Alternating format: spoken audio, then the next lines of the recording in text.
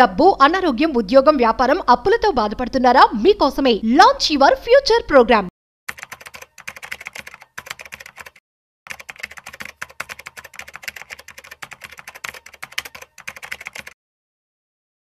మీరు ఎప్పుడైనా బ్యాంక్ వెళ్ళారా? బ్యాంక్ ఏదైనా పని మీద వెళ్ళినప్పుడు బ్యాంక్ వాళ్ళు మిమ్మల్ని ఏదైనా ఇన్సూరెన్స్ పాలసీ తీసుకోమని చెప్పి ఇబ్బంది పెడుతున్నారా? అసలు బ్యాంక్ వాళ్ళు కామన్ పర్సన్ అడగొచ్చా? అదేవిధంగా ఎందుకు ఇలా చేస్తూ ఉంటారు? వీటికి సంబంధించి పూర్తి సమాచారం ఇవాళ మనతో చెప్పడానికి ఫైనాన్షియల్ సర్టిఫైడ్ ప్లానర్ మాధవిరెడ్డి గారు ఉన్నారు. సో వారి మాటలోనే మరింత సమాచారం అడిగి తెలుసుకుందాం. హాయ్, హలో, నమస్తే, వెల్కమ్ టు సుమన్ టీవీ. నేను మీ Rajeev Pasupuleti. So hi ma'am, నమస్తే. నమస్తే, ఎలా ఉన్నారు మ్యామ్? గుడ్ అండి. యా, సో ఈ క్వశ్చన్ విన్నారు కదా? అవునండి. సో చాలా మంది బ్యాంక్ వెళ్తూ ఉంటాము. సో వెళ్ళినప్పుడు ఆబ్వియస్లీ వాళ్ళు సజెస్ట్ చేస్తూ ఉంటారు. క్రెడిట్ కార్డ్స్ కూడా అడుగుతూ ఉంటారు అక్కడ. అవును, ఈవెన్ క్రెడిట్ కార్డ్స్ కూడా వాళ్ళు అడుగుతూ ఉంటారు, తీసుకోండి అని. సో ఇది ఎంత వరకు కరెక్ట్? అలా చేయొచ్చా? అసలు ఎందుకు చేస్తూ ఉన్నారు? అవునండి. సో ఇది ఏంటంటే అందరూ ఎక్స్పీరియన్స్ చేసేది. మనం బ్యాంక్ కి ఇలా మనం వెళ్ళగానే మీకున్న క్రెడిబిలిటీ బట్టి, అంటే మీకు వాళ్ళు ఆల్రెడీ ఎగ్జిస్టింగ్ క్లయింట్ అనుకోండి, మీ అకౌంట్ లో ఎంత ఉందో వాళ్ళకి తెలుసు. మీరు ఎంత అమౌంట్ పెట్టారో ఏంటో దాన్ని బట్టి ఇంకా వాళ్ళు స్టార్ట్ చేస్తారు. సో అసలు మీరు దేనికి వచ్చారు, వచ్చిన తర్వాత ఇక నెమ్మదిగా మీరు ఒక లోన్ కోసం వచ్చారనుకోండి, సో మీకు కొంచెం సిబిల్ స్కోర్ ప్రాబ్లం అవ్వడమో, లేకపోతే ఏదో ఒకటి ఎక్కడో దగ్గర కొంచెం ఇష్యూస్ ఉన్నాయి, ఏదో ఒకటి ఉందంటే వాళ్ళు ఇమీడియట్ గా మీరు కంపల్సరీ మీరు ఇన్సూరెన్స్ తీసుకోవాలి. ఇన్సూరెన్స్ ప్రోడక్ట్, ఈ పాలసీ అనేది ఎంత ప్రీమియం తీసుకోవాలి. సో అసలు ఇది నిజంగా అసలు అవసరమా? అసలు మనకి ఇన్సూరెన్స్ పాలసీ తీసుకోపోతే లోన్ ఇవ్వరా అనేది కూడా వాళ్ళకి అసలు తెలియనట్టుగా, అసలు ఏంటంటే ఇంకా ఇది తీసుకుంటేనే లోన్ వస్తుంది, ఇది తీసుకోపోతే లోన్ రాదు, అసలు ఎంత ఎక్కువ ఇస్తున్నారు అంటే. ఇప్పుడు యాక్చువల్ గా ఏం చేస్తారంటే, మీరు కానీ లోన్ కట్టకుండా మీకు ఏమైనా జరిగితే వాళ్ళు లైఫ్ ఇన్సూరెన్స్ తీసుకుంటారు. అది ఎంత తీసుకోవాలి, మీరు తీసుకునే లోన్ ఎంత, వాళ్ళు ఇస్తున్న పాలసీ ఎంత, ఈ డీటెయిల్స్ లోకి తెలియక వాళ్ళు 1 lakh ప్రీమియం, 2 lakh ప్రీమియంలు కూడా కట్టిన వాళ్ళు ఉంటారండి. వాళ్ళు ఏంటంటే లోన్ వస్తుంది కదా, లోన్ కి మనం కంపల్సరీ తీసుకోవాలి ఏమో అన్నట్టుగా వాళ్ళు మీకు ఎంత తీసుకోవాలన్న దాని గురించి కూడా ఎక్కువ ప్రీమియమ్స్ ఇవన్నీ కూడా మీరు ఎక్స్పీరియన్స్ చేసి ఉంటారు. అలానే లాకర్ ఫెసిలిటీకి వెళ్ళినా దానికి కూడా లింక్ చేస్తూ కంపల్సరీ మీరు తీసుకోవాలి అన్నట్టుగా మిమ్మల్ని చేస్తూ ఉంటారు. సో ఒక డేటా అయితే వచ్చిందండి, ఆల్మోస్ట్ ఈ ఒక 10-15 బ్యాంకులకు కలిపి 21,000 కోట్ల కమిషన్ వచ్చిందంట. 21,000 కోట్ల commission only on selling these products. అంటే మరి బ్యాంక్స్ ఈ డిస్ట్రిబ్యూటర్లకే డబ్బులు వస్తే నిజంగా ఇన్వెస్టర్స్ కి అంత లాభం వచ్చిందా? అంటే నిజంగా ఎవరైతే ఆ ప్రోడక్ట్స్ కొన్నారో ఎలా ఉంటుంది వాళ్ళ విషయం మనం చూసుకుందాం. ఓకే, బ్యాంకులు అయితే హ్యాపీగా వాళ్ళకి స్టడీ ఇన్కమ్, రెగ్యులర్ ఇన్కమ్ వాళ్ళకైతే వచ్చేస్తోంది మీరు ఏదో ఒక ప్రోడక్ట్ కొనడం వల్ల. బట్ ఎవరైతే ఆ ప్రోడక్ట్స్ కొన్నారో వాళ్ళు హ్యాపీగా ఉన్నారా అంటే అబ్సల్యూట్లీ నాట్ అని చెప్పొచ్చండి.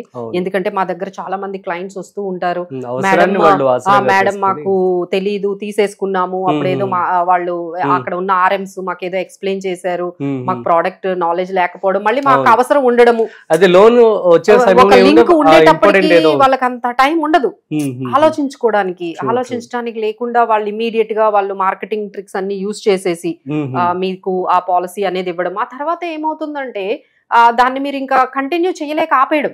లేటర్ యూ అండర్స్టూడ్ ఇది నాకు సూటబుల్ అయ్యే ప్రోడక్ట్ కాదు అనే విషయం మీకు తెలుస్తుంది. విషయం తెలిసి కానీ మీరు ఏం చేస్తారు, డిస్కంటిన్యూ చేస్తారు. సో ఇది ఒక డేటా ఏంటంటే 50% of policies are discontinued within 3 to 5 years. అంటే మరి మీరు కట్టిన అమౌంట్ అంతా పోయినట్టే కదండి. సో ఎంతమంది పాలసీలు ఇలాగా ఒక 2 సంవత్సరాలు కట్టి 3 సంవత్సరాలు కట్టి వదిలేస్తున్నారు. ఆ డబ్బులన్నీ బ్యాంకులకి లేకపోతే కమిషన్స్ రూపంలో ఇన్సూరెన్స్ కంపెనీలకి ఏంటంటే ఈ పాలసీ డిస్కంటిన్యూ రూపంలో ఎంత డబ్బు మిగిలిపోతుందండి. మీరు 2 ప్రీమియంలు కట్టేసి వదిలేస్తున్నారు, 3 ప్రీమియంలు కట్టేసి వదిలేస్తున్నారు. ఎందుకంటే వాళ్ళు మీ గురించి ఏమీ తెలియకుండా ఓన్లీ ఆ ప్రోడక్ట్ ఇవ్వడం మీదే ఉంటారు. అసలు అది మీకు సూటబుల్ అవుతుందా, మీకు ఆ పే చేసే కెపాసిటీ ఉందా? ఇప్పుడు అవసరం కాబట్టి మీరు 50,000 కట్టి ప్రీమియం తీసుకున్నారండి, నెక్స్ట్ 2 years కట్టగలరా? మీ కెపాసిటీ ఏంటి? ఇవన్నీ ఆలోచించరండి వీళ్ళు కూడా. పాపం ఇంకా ఆ టైంలో ఆ డెసిషన్స్ అనేవి తీసుకుంటూ ఉంటారు. సో ఈ విధంగా చాలా వరకు మిస్ సెల్లింగ్ అనేది మనకి జరుగుతూ ఉంటుంది. సో దీన్ని ఎలా మనం ఎలా తెలుసుకోవాలి?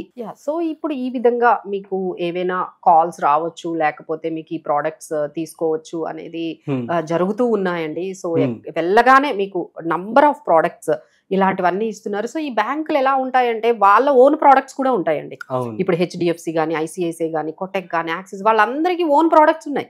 అవును సో వాళ్ళ ఓన్ ప్రొడక్ట్స్ లైక్ వాళ్ళ లైఫ్ ఇన్సూరెన్స్ పాలసీస్ ఉంటాయి, వాళ్ళ మ్యూచువల్ ఫండ్స్ ఉంటాయి, ఇంకా అవే మీకు ఇవ్వడం. అవును సో ఇలా ఇవన్నీ కూడా జరుగుతూ ఉంటాయండి, అందరికీ తెలుసు. బట్ ఏంటంటే వాళ్ళు వాళ్ళ బ్యాంక్ తో వాళ్ళకున్న రిలేషన్షిప్ కానీ బ్యాంక్ మేనేజర్ తో ఉన్న రిలేషన్షిప్ వల్ల వాళ్ళు తీసేసుకుంటారు. బట్ ఆ తర్వాత వాళ్ళకి ఏం అర్థమవుతుందంటే ఆ మేనేజర్ మళ్ళీ 2-3 years తర్వాత ఎక్కడికో వెళ్ళిపోతారు. సో ఇప్పుడు మీకు ఎవరిస్తారు సర్వీస్? ఎవరు మళ్ళీ మీకు కొత్త ప్రోడక్ట్ వస్తుంది. ఉన్న ఎగ్జిస్టింగ్ ప్రొడక్ట్స్ గురించి మీకు ఎవరు పెద్దగా సలహాలు సంప్రదింపులు ఎవరు చెయ్యరండి. బట్ మళ్ళీ ఇంకో కొత్త మేనేజర్ వస్తారు కదా, మళ్ళీ ఆయన ఏం చేస్తాడు, కొత్త ప్రొడక్ట్స్ ఇస్తారు, ఆయన ఏదైతే ప్రమోట్ ప్రొడక్ట్స్ మళ్ళీ ఇస్తారనమాట. సో ఇక్కడ మీరు ఆల్రెడీ లాస్ట్ ఏవైతే ఫ్యూ ప్రొడక్ట్స్ తీసుకున్నారో ఆ మేనేజర్ ఆ బ్యాంక్ లో ఉండరు, ఆ మేనేజర్ ఆ పర్టికులర్ ఫీల్డ్ లో కూడా ఉండకపోవచ్చు. మీ కాల్స్ ఎందుకు పిక్ చేస్తారు, మీకు ఎందుకు సర్వీస్ ఇస్తారు? సో ఇలాంటివన్నీ కూడా మీరు ఆలోచించుకోవాలండి. సో ఎప్పుడైనా మనం ప్రోడక్ట్స్ తీసుకునేటప్పుడు సో మనకి ఎలాంటి సర్వీస్ కంటిన్యూస్ గా ఎలా వస్తుంది, అసలు నిజంగా అది సూటబిలిటీ కాదా లేదా అనేది అర్థం చేసుకోవాలండి. మనకి నిజంగా అది సూటబుల్, లైక్ టర్మ్ పాలసీ తీసుకోవాలి అంటే తీసుకోవచ్చు. అలానే కొన్ని మ్యూచువల్ ఫండ్ స్కీమ్స్ అవి మనకి సూటబుల్ అయిన స్కీమ్సా, లేకపోతే వాళ్ళు ఫోర్స్ చేసిన తర్వాత మనం తీసుకున్న స్కీమ్సా? కొన్ని ఎలా ఉంటాయంటే ఒక బ్యాంక్ మేనేజర్ మీకు కొన్ని స్కీమ్స్ ఇచ్చారు, అది మీరు ఇన్వెస్ట్ చేశారు, ఆ తర్వాత ఇంకో బ్రాంచ్ మేనేజరో లేకపోతే బ్యాంక్ మేనేజరో వస్తారు. వచ్చిన తర్వాత ఇవన్నీ మీకు సూటబుల్ కాదని అవి మొత్తం రిడీమ్ చేయించి కొత్త NFO లో పెట్టిస్తూ ఉంటారు. సో వీళ్ళకి ఏంటంటే మళ్ళీ ఆ రిడీమ్ చేయడం వల్ల ఆ ఫండ్స్ అన్ని మీకు క్యాపిటల్ గెయిన్స్ అవన్నీ చాలా నష్టం జరుగుతుందండి. మళ్ళీ మీకు ఆ NFO లో మళ్ళీ కొత్త ప్రోడక్ట్స్ ఇస్తూ ఉంటారు. ఈ విధంగా చాలా వరకు జరుగుతూ ఉన్నాయండి చాలా. సో దీనికి అంతటికి కారణం ఏంటంటే మనకి లైక్ ఏంటంటే అంటే ఏంటంటే వాళ్ళని మనం కంప్లీట్ గా ట్రస్ట్ చేసేసి, లైక్ వాళ్ళు కూడా చాలా మార్కెటింగ్ స్కిల్స్ తో ఉంటారు కాబట్టి మనం ఎంత అవేర్నెస్ గా ఉండాలి, మనల్ని మన ఎమోషన్స్ ని కంట్రోల్ చేసుకొని నిజంగా మనకి అవి అవసరం అయ్యాయా లేదా, మనకు అవసరం ఉందా లేదా అనేది మీరు ఒక ప్లానర్ ని కానీ మీకు ఒక పర్సనల్ ఫైనాన్షియల్ అడ్వైజర్ ఉన్నారనుకోండి, వాళ్ళకి ఇమీడియట్ కాల్ చేయొచ్చు.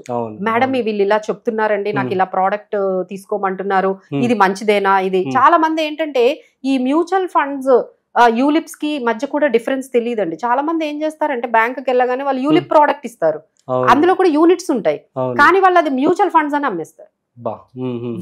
వీళ్ళు ఏమనుకుంటారు, కొనుక్కునే వాళ్ళు అది మ్యూచువల్ ఫండ్స్ అనే అనుకుంటారు, కానీ అది మ్యూచువల్ ఫండ్ కాదు, అది యూలిప్ ప్రోడక్ట్. యూలిప్ ప్రోడక్ట్ లో మీకు అవసరం ఉన్నా లేకపోయినా ఒక లైఫ్ కవర్ ఉంటుందండి, వేరాజ్ మ్యూచువల్ ఫండ్స్ లో మొత్తం ఇన్వెస్ట్మెంట్ అవుతుంది. బట్ ఈ రెండిటి మధ్య ఇన్ఫర్మేషన్ అనేది వాళ్ళకి యూలిప్స్ కి మ్యూచువల్ ఫండ్స్ కి మధ్యలో ఉన్న డిఫరెన్స్ కూడా చాలా మందికి అర్థం కాదు. సో ఎప్పుడైనా మీకు ఇలాంటి సిచ్యువేషన్ వచ్చి మీకు ఏమాత్రం కొంచెం డౌట్ఫుల్ గా ఉన్న ఈ ప్రోడక్ట్ మనకి సూటబుల్ అవుతుందా లేదా, ఈ ప్రోడక్ట్ తీసుకోవచ్చా లేదని మీ పర్సనల్ ఫైనాన్షియల్ అడ్వైజర్స్ కి ఒకసారి కాల్ చేస్తే, మీరు ఎవరైతే ట్రస్ట్ చేస్తున్నారో వాళ్ళకి, లేదంటే మాకు కానీ కాల్ చేస్తే మేము డెఫినెట్ గా హెల్ప్ చేస్తామండి. అది నిజంగా యూస్ఫుల్ అయితేనే, అది నిజంగా అవసరం అయితేనే మేము సజెస్ట్ చేస్తాము గో హెడ్ అని. అదర్వైజ్ వాళ్ళు మిమ్మల్ని కొంచెం డీవియేట్ చేసి అలాంటి ప్రోడక్ట్స్ మీకు ఇస్తే డెఫినెట్లీ మీరు కూడా ఉండరు కదండి. 3 years కడతారా, తర్వాత మీకే అర్థమైపోతుంది. అంటే వాళ్ళు ఏం చెప్తారు, ఇన్వెస్ట్మెంట్ కోసం పెట్టమండి అంటారు, కానీ మీకు అంత రిటర్న్స్ రావు, మీరు అక్కడ డిసప్పాయింట్ అవుతారు. ఆ తర్వాత ఏమో వాళ్ళు ఏమంటారంటే సేఫ్టీ అని చెప్తారు, బట్ సేఫ్టీలోని మీకు 5% వస్తుంది. సేఫ్టీ ప్రోడక్ట్స్ ఏవైతే కొన్ని ఇన్సూరెన్స్ ప్రోడక్ట్స్ ఉన్నాయో అవి మీకు 4-5%, 6% వస్తాయి. దాని వల్ల మీరు కూడా హ్యాపీగా ఉండరు. సో ఇన్ఫ్లేషన్ కూడా బీట్ చేయదు, అది మళ్ళీ మీకు ఆ ప్రోడక్ట్ నచ్చదు. ఇదేంటి మనం ఎన్ని ఇయర్స్ కడుతున్నా ఇది ఎంతే కనిపిస్తుంది, మనం కట్టిందే కనిపిస్తుంది, అసలు ఏం పెరగట్లేదు, అది బర్డన్ గా ఫీల్ అవుతూ ఉంటారు. సో ఇలా అనమాట. అంటే ఇలా ఈ తర్వాత ఏంటంటే ట్యాక్స్ కోసం అని పాలసీస్ అమ్మేస్తూ ఉంటారు. అసలు మనకి న్యూ ట్యాక్స్ రిజీమ్ లో 12 లక్షల వరకు అసలు ట్యాక్స్ బెనిఫిట్స్ అన్ని ఇంత ఇచ్చినప్పుడు మళ్ళీ మీకు ఎందుకండి ట్యాక్స్ బెనిఫిట్ తీసుకునే ప్రోడక్ట్స్, అవి వాళ్ళకి అవసరం ఉండదు కూడా. కానీ వాళ్ళు ఏం చేస్తారంటే ఒకసారి మొదలు పెట్టారు కదా, కంటిన్యూ చేయాల్సి వస్తూ ఉంటుంది. మీరు ఆపేశారనుకోండి సరెండర్ ఛార్జెస్ ఉంటాయి, మీరు కట్టిన అమౌంట్ మీకు ఇవ్వరండి. మీరు సరెండర్ చేశారనుకోండి పాలసీస్, సో మీరు ఇంత 3-4 lakhs కట్టారు, 5 lakhs కట్టారంటే అందులో కొంత అమౌంటే వస్తుంది. మళ్ళీ పోనీ సరెండర్ చేయడానికి వెళ్తే అక్కడ మళ్ళీ కూడా ఎందుకు సార్ కంటిన్యూ చేయండి అని వాళ్ళని మళ్ళీ డీవియేట్ చేయడము, ఇలా మా క్లయింట్స్ చాలా మంది షేర్ చేశారండి. సో ఇవన్నీ మేము ఏమైతే ఎక్స్ప్లెయిన్ చేస్తుంది ఇవన్నీ కూడా మా క్లయింట్స్ ఏవైతే వాళ్ళ పెయిన్ ఎక్స్పీరియన్స్ చేశారో అదంతా కూడా మాతో షేర్ చేశారు. సో మీకు కూడా ఇలాంటి ఎక్స్పీరియన్స్ వచ్చినట్లయితే ఇలాంటి ప్రోడక్ట్స్ తోని డెఫినెట్లీ మీరు కాల్ చేయొచ్చు, కన్ఫర్మేషన్ తీసుకోవచ్చు అవి మనకి సూటబుల్ కాదా అని. So that would be can help you while doing these financial decisions. ఈ డెసిషన్స్ ఏంటంటే చాలా లాంగ్ టర్మ్ అండి. ఒక్కసారి రాంగ్ చేసామనుకోండి మనకి మళ్ళీ చాలా నష్టం వస్తుంది, అందులోంచి బయటకు రాలేరు. అవును. వచ్చినప్పుడు కూడా వచ్చేస్తే చాలా నష్టంతో బయటకు రావాల్సి వస్తుంది. అవును, అవును. సో తీసుకునేటప్పుడే చాలా మంది ఏం చేస్తారంటే క్లయింట్స్ ఆల్రెడీ తీసేసుకున్న పాలసీస్ గురించి అడుగుతారు. మేము కూడా ఏం చేస్తామండి, ఇప్పుడు వాళ్ళు సరెండర్ చేయమంటే చాలా డబ్బులు పోతాయి, అవును. వాళ్ళు ఆల్రెడీ తీసేసుకున్నారు ఆ డెసిషన్. సో అందుకనే ఇప్పుడు వాళ్ళని ఎలాగో మేము హెల్ప్ చేయలేం కాబట్టి ఎవరైనా కొత్తగా ప్రోడక్ట్స్ తీసుకునేటప్పుడు ఒక్కసారి చెక్ చేసుకోండి, అది మనకి సూటబుల్ లా కాదా. ఒక టర్మ్ పాలసీ, ఒక హెల్త్ పాలసీ ఉంటే చాలండి, ఇంక ఇన్ని ఇన్సూరెన్స్ పాలసీలు అయితే అవసరం లేదు. Okay ma'am, thank you so much. So guys, అర్థమైంది కదా. సో మరి బ్యాంక్ వెళ్ళినప్పుడు వాళ్ళు మిమ్మల్ని డివియేట్ చేస్తున్నప్పుడు సో ఆలోచించి మీ యొక్క ఫినాన్షియల్ ప్లానర్ ఎవరైతే ఉన్నారో వారితో మాట్లాడి మాత్రమే డెసిషన్ తీసుకోండి. That's it. సో మరొక ఇంట్రెస్టింగ్ కాంటెంట్ తో మళ్ళీ కలుద్దాం. అంతవరకు చూస్తూనే ఉండండి సుమన్ టీవీ.